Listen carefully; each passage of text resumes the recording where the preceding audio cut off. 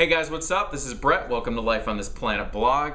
Today I'm starting a new series here where I'm going to be reviewing some music books, and I'm super excited to kick things off by reviewing Facing the Other Way, the story of 4AD by Martin Aston. This is what I'm going to say the definitive text on the 4AD record label. I don't believe there's been any other books written about it, and as you can tell, this is about 650 pages of just deep knowledge on the label, its history. So first off, if you're unfamiliar with 4AD Records, it was a UK label, still is, that started back in 1980 by two guys, Ivo Watts Russell and Peter Kent. They both worked at a record store called Beggar's Banquet in England. And after a couple years, Peter Kent left the label and went on to form his own, Situation 2. And over the years, 4AD released some just seminal, highly influential records by bands like Bauhaus, Pixies, Cocteau Twins, Dead Can Dance, Ivo Watts Russell's own kind of artistic collective known as This Mortal Coil. And after selling off the label in around 1990 and just right around the turn of the century, the label has still continued to put out releases today by bands like The National, TV on the Radio, even Scott Walker. So this book was just released in the UK. It doesn't come out in the US until November. But and as you can tell, this is my review copy here, and I'm sure Ivo would be pleased to see that my bookmark in this is a Big Star postcard for the Big Star movie, considering that This Mortal Coil covered several Big Star related songs. This comes out on the Friday Project. It's an imprint of HarperCollins in the UK, and the author Martin Aston has actually written books on Pulp and Bjork. And as a music journalist, he was actually around interviewing the various bands and people that are part of the story back in the day as it was actually going on. So he ties in some older interviews into the book.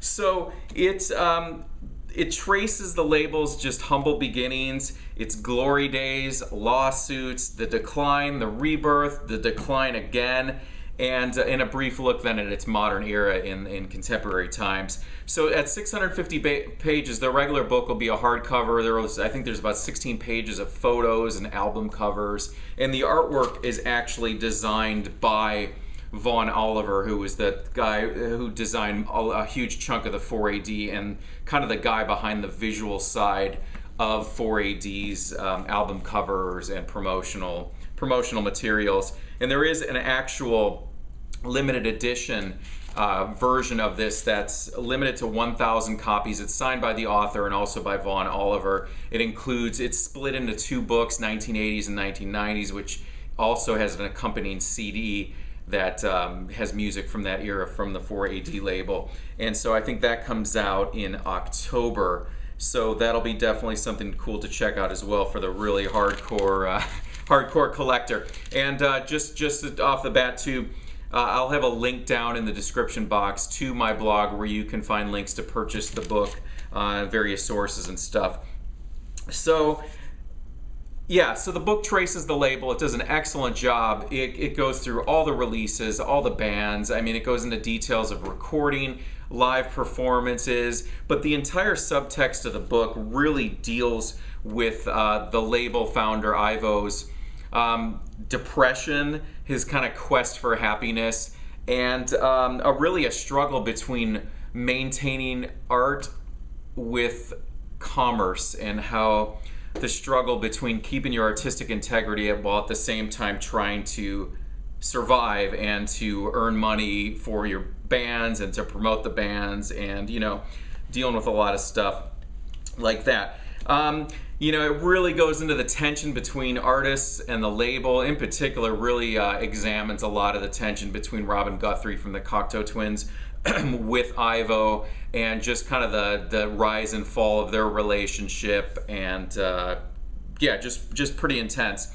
And what's cool about the book is you always hear from both sides of the story. So if there's a conflict between people, you always hear the side of the label and you hear the side of the artist, so it's not all just one-sided. The only person we really don't hear from is the Cocteau Twins vocalist Elizabeth Fraser. She didn't contribute to any of the interviews in modern time for the book, but just about everyone else is in here, and that could be tracked down. So it is really interesting reading that whole perspective from both sides on that. And I also want to mention, please stick around to the end, because I'm also going to show 10 albums from my collection that I find that are just important records on 4AD. So please stick around to the till the end for that. A few little flaws that I found in the book. They're technical. It made me some things that got filtered out during the publication process since of this. But there was a couple little issues where the band Tones on Tail, which was an offshoot side project of Bauhaus's Daniel Ash and Kevin Haskins, it mentions that all three other people besides Peter Murphy formed Tones on Tail, which wasn't true because David J. was doing his own solo project.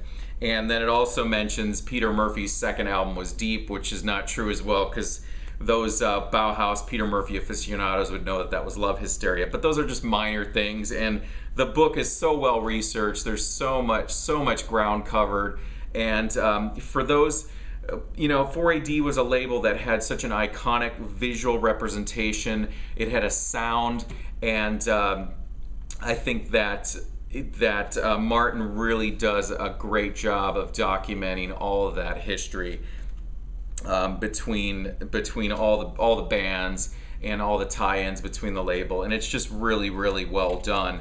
Let me see if there was any other things that I wanted to touch on here. So there's a really funny part in here. You guys got to get the book, because if you're a fan of 4AD Records, this is just essential reading material. Mark Kozelek, there's a funny quote.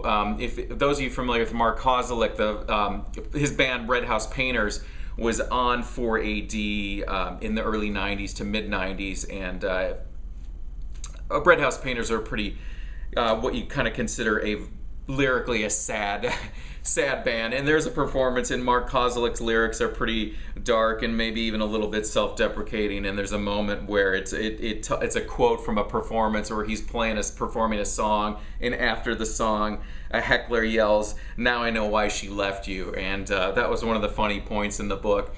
And there's always an underlying sense of humor even between Ivo's little quotes, and he now lives in Santa Fe, and he's pretty much uninvolved in the music business, and it refers to bands that he kind of, bands like Anthony and the Johnsons that were denied by 4AD, or bands that missed opportunities with the band Low, and so it's really cool. There's so much to dive into here, and I really enjoyed it. So I'm gonna definitely give this a thumbs up. Really recommend it. So with that in mind, like I said, there will be a link there. So I'm also going to have a playlist down in my links where to Spotify, where I created a playlist of 20 songs from various 4AD releases, and so you guys can check it out if you're unfamiliar with the label. But right now, I'd like to take this time to actually show you some releases from 4AD that are in my collection that I kind of went through today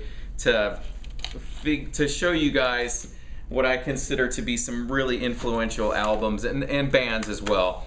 So the very first full-length album that came out on 4AD Records was Bauhaus's In the Flat Field.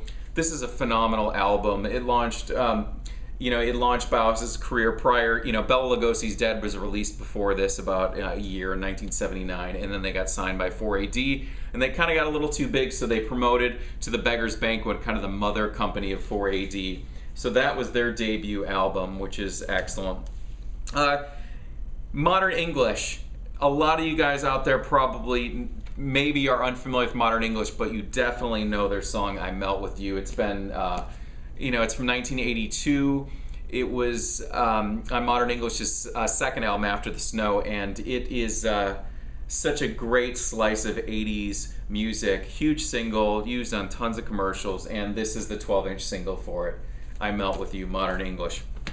Earlier I talked about This Mortal Coil, which was a band collective of Ivo Watts Russell's, where he created music along with various collaborators from various bands, and they did a lot of cover versions and wrote some original pieces as well. But this was the first album, It'll End in Tears, from 1984. And as I mentioned about Big Star, there's some Big Star covers on here like Kangaroo and Holocaust.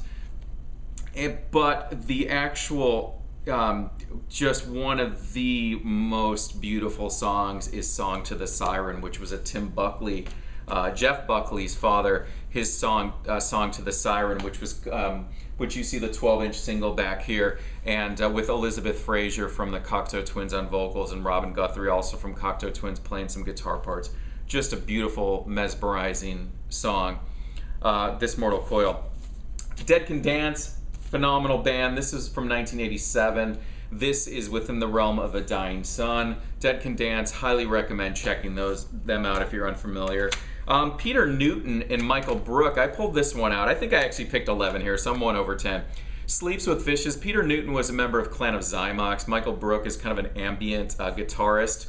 And this album is really outstanding. I used to listen to this a lot when I'd go to sleep at night, and it's just such a cool collection of material. Very, very mellow, just excellent. The Pixies. You know, this isn't my favorite album from the Pixies, but I picked it up because it was their final album, well, they're obviously back together now, but it was their final album, and it ended the 4AD era for the Pixies because they haven't released an album since. There is one coming, but this is Trompe Le Monde from 1993. It gets panned a lot, but I love this record. I think it's just outstanding. Doolittle is probably my favorite one, but Trompe Le Monde, I have to represent that one. The Red House Painters, this was their second album. This is just commonly referred to as Roller Coaster. I bought this when it came out in 1993. Grace Cathedral Park, such a great song. Katie's song, Mistress, Take Me Out, just excellent. Lush, I pulled out Split because I think Split is my favorite album of theirs. This came out in 1994. I saw Lush on the second Lollapalooza in 92. Great band. Two female vocalists, Miki and Emma Anderson, and they tragically ended with the suicide of their drummer, Chris Acklin. Cocteau Twins, I can't shoot a video about 4AD without talking about Cocteau Twins. This is Heaven or Las Vegas. I would probably say this is the best Cocteau Twins album in my opinion. This came out in 1990, and it was their last album on 4AD. Definitely check that one out. So I also pulled up 2 things from the modern era of 4AD that I had to show, because the label now, while it isn't it isn't owned by Ivo anymore, it's still putting out things that I think are in the spirit of 4AD Records, and one of those would be the Big Pink. This is A Brief History of Love, their debut album, a British band. Great. The song Dominoes, you guys may know. Velvet's another great track. Check that Spotify playlist, and I've included a song from them. And lastly, The National. This is High Violet, excellent band. Definitely check out Alligator, Boxer, High Violet. Just really high quality stuff. Great band, and fits in with that whole 4AD theme. Terrible Love, Blood Buzz, Ohio. Just excellent stuff. All right, guys. Well, that wraps it up. So, Facing the Other Way, The Story of 4AD by Martin Aston. Highly recommend that. Links down in the description box. And a huge thank you to the publisher and publicist for sending me out a copy for review here. So thanks guys for watching. I'll talk to you later.